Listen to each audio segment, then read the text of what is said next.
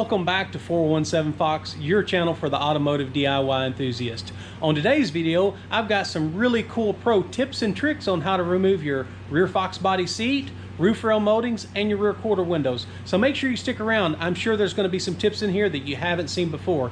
And if this is the kind of content that interests you, make sure you hit that subscribe button. And also don't forget to turn on your bell notifications so you don't miss any of the upcoming exciting content that we have in store for you. Okay guys, before we get started, we need to go ahead and completely finish getting it disassembled. To do a car properly, you absolutely need to go ahead and remove the quarter windows, remove all of your door locks, your door handles, any of the moldings on the car to get a truly professional paint job. All it takes is just that little bit of extra time to get the job that is professional, that's still DIY. So all we need to do to get started, we'll pull this Phillips out of here real quick. Now it's a good best practice when you pull off any of the old moldings, especially if you're going to reuse them, to tape that screw to that molding on the other underside, because there's so many different links on these Fox bodies. It's really easy to get those mixed up. Now to pull this molding off, it actually just slides and pops right out. Now this one's never been off, so I'm not sure exactly how hard it's going to be to slide. There it goes. And you got to get it right in the tabs to where they're open, so you only slide it back about 1/2 of an inch and then you can see it's moved free. If you do what I did, which I slid it back a little bit too far, it's going to be right back in the catch again. So that comes off just that easy. Now as you can see, that's where you want to get it slid to also when you go back on. Now I know when you order a new one of these, which we have a new set that's going on this car, if you order it from LMR, it also comes with these rivet tabs that hold this into place. But it doesn't look like we're going to need to be replacing these on this car on this side because they're in great shape. But this, it's going in the trash. Okay, so now it's time to go ahead and get started on the roof rail molding. Only one screw holds this in. There is some adhesive on the back side of this, and I'll show you how to get that cleaned off.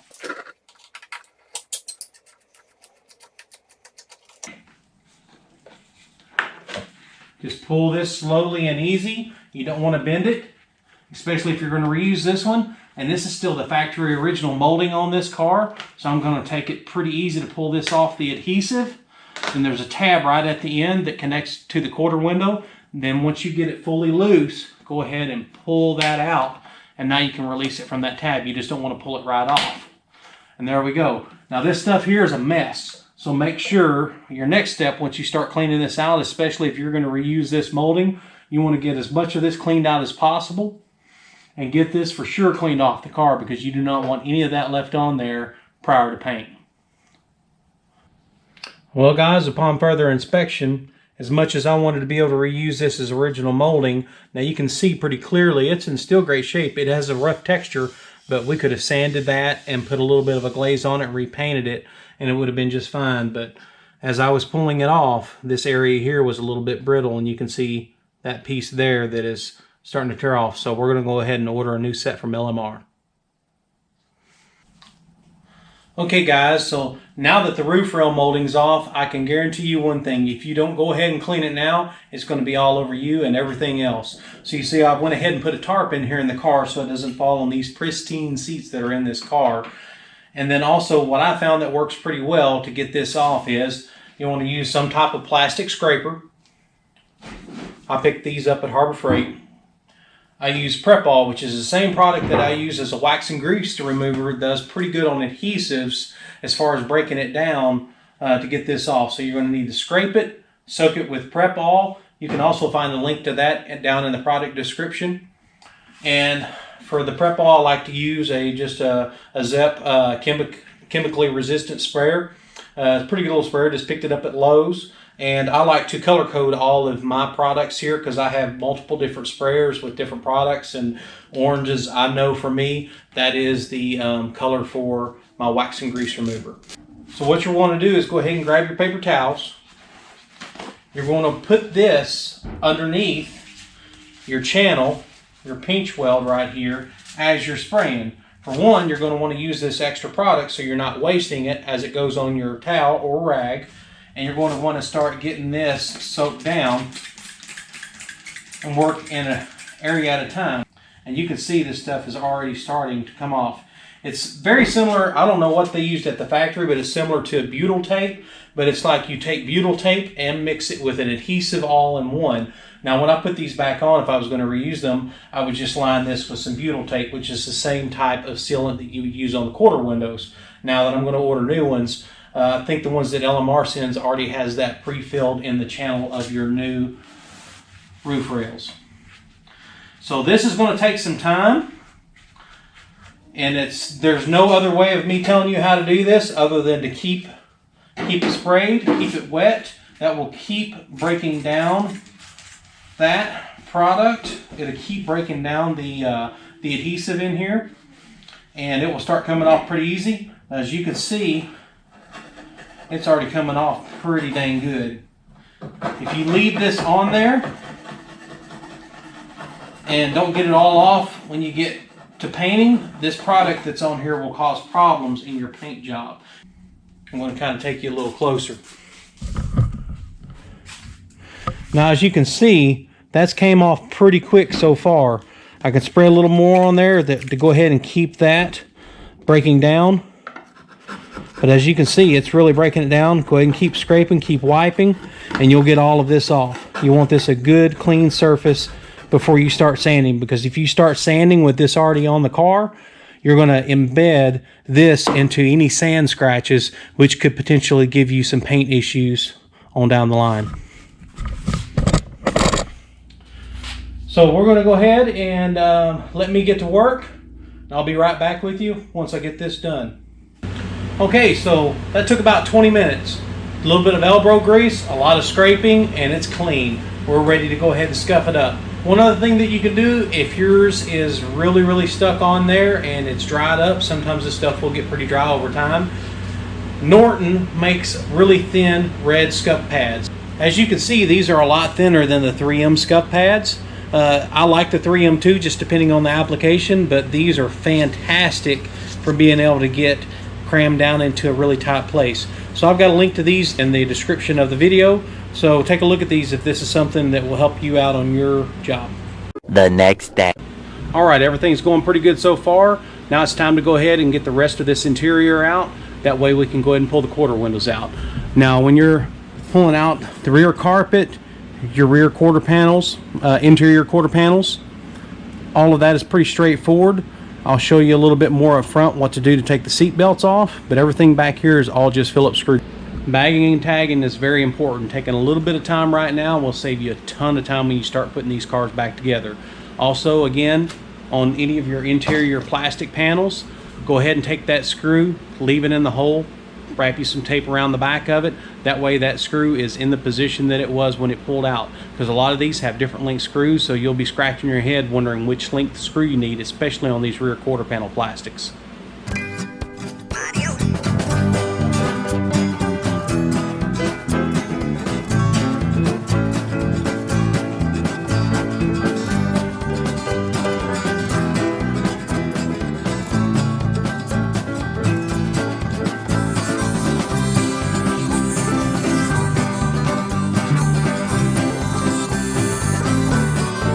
All right, now it's time to go ahead and get this rear seat out. This is going to make our next steps a lot easier. To get the rear seat out, all you need to do is give it a pretty good little push right here on either side where it has a retainer. Pops right up.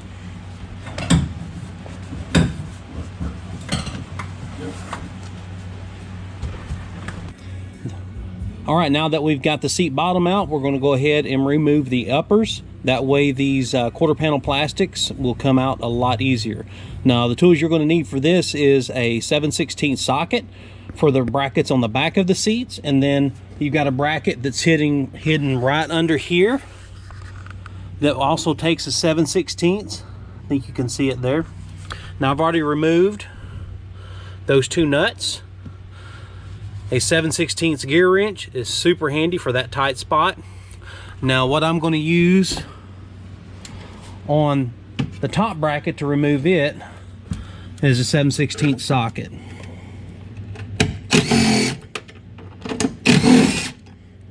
All right, let's go ahead and finish removing the rear of the seat metal brackets. All you'll need for that is Phillips and a 7/16 again.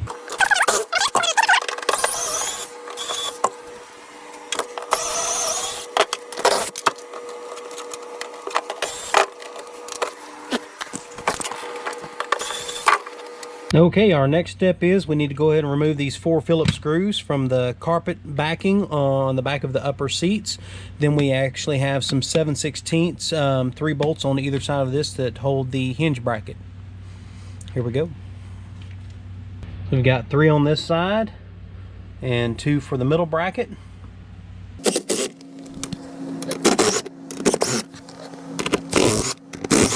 All right, now that we have that out of the way, we're going to need to grab our 5/8 socket, and you'll be able to have access to this shoulder bolt right here to remove this bracket. Now you'll see many times, if you worked on very many Foxes, this has been cut. Now that's only because the person didn't take the extra time to go ahead and pull out these rear seats and do a correct disassembly of your rear quarter panel plastics. All right, so we've got our 5/8 socket on here. Pull that out. Now, this quarter is going to come out a lot easier. Have to do any damage to get it pulled out. Also, a lot of times when guys pull out these quarter windows, they will go ahead and just let this hang in here. And you can do that. I wouldn't recommend it because over time this plastic starts getting brittle, and there you have a lot higher possibility of leaning on it and potentially cracking it.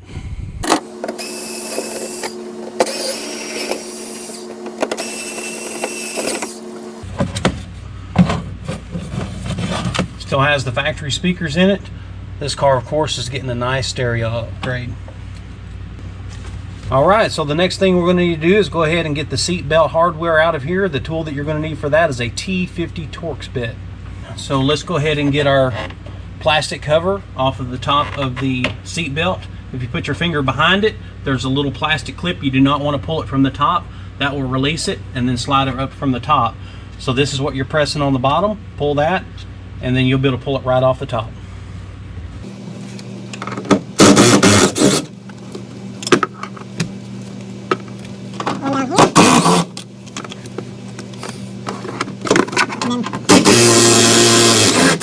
The last thing to do, pull out these last 2 screws.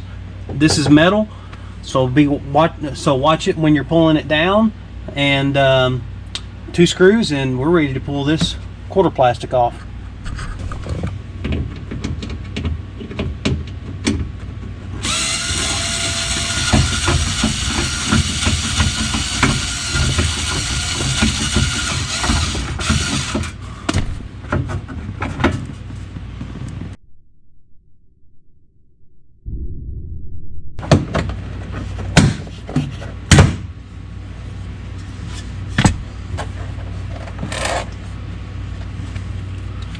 Well, unfortunately that tab has been broke.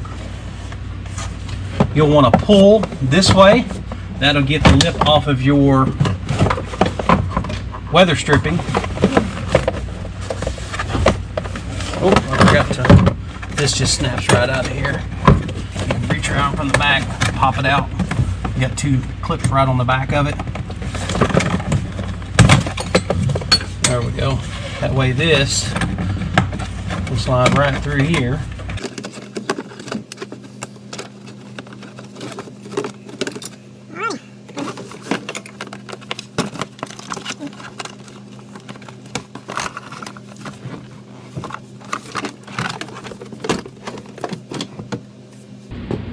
So one of the cool things about working on an older car is when you find some things that you didn't expect. I call it auto archaeology. So there was a cable running from the back here up to the front, and I was wondering, okay, what is this cable? I pull it out, and it looks like it had been cut at one point, and it was actually run up here through the top, at the top of the hatch, and it had been cut. It's like, okay, what is this? So I get to the other end of it and pulling it out. This car used to have a CB radio in it. How cool is that?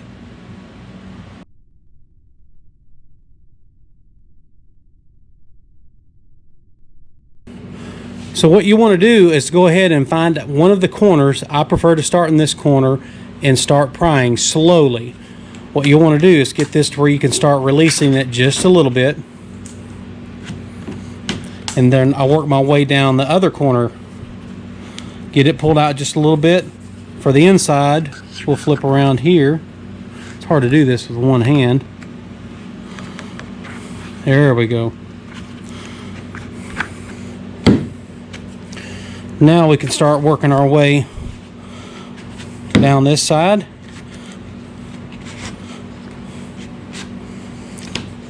And keep working our way around from the corner back. You can see the window start to release.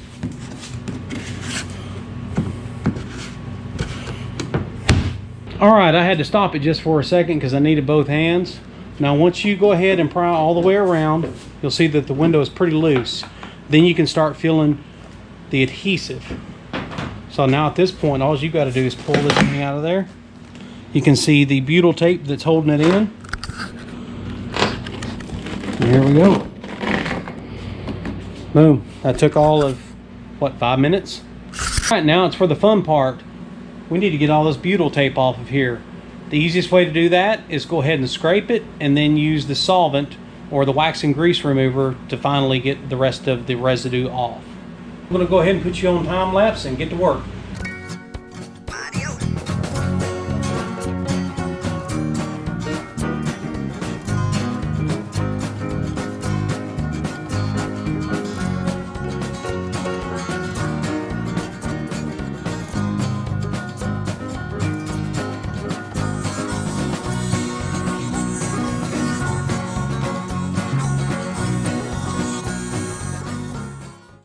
Alright, so that butyl came off way easier than I was expecting and way easier than it has for me in the past.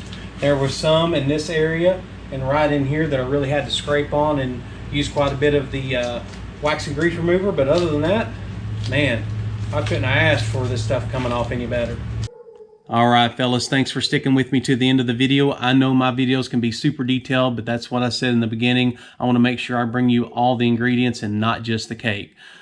So if you want to see more content like this, don't forget to hit that subscribe button, hit those notifications so you see when the new videos come out. And for now, I'll see you till the next one.